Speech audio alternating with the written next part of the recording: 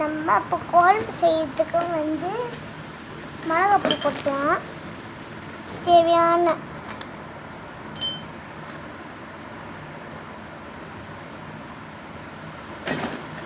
மிளகாய் தூள் போட்டு அதுக்கப்புறம் என்ன பண்ணணும்,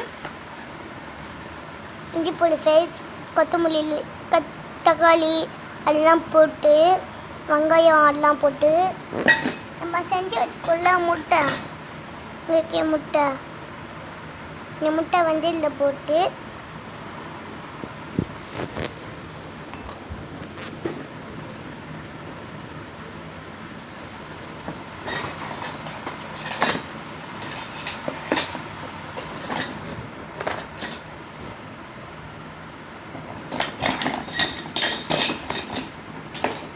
கரண்டி இருக்குல்ல, அந்த கரண்டி வச்சு நல்லா மிக்ஸ் பண்ணி அப்புறம் பாருங்க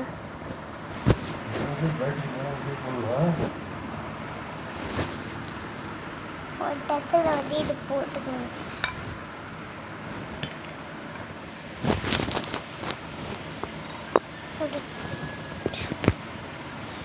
ஒரு டத்துல வந்து இது போட்டுக்கணும்.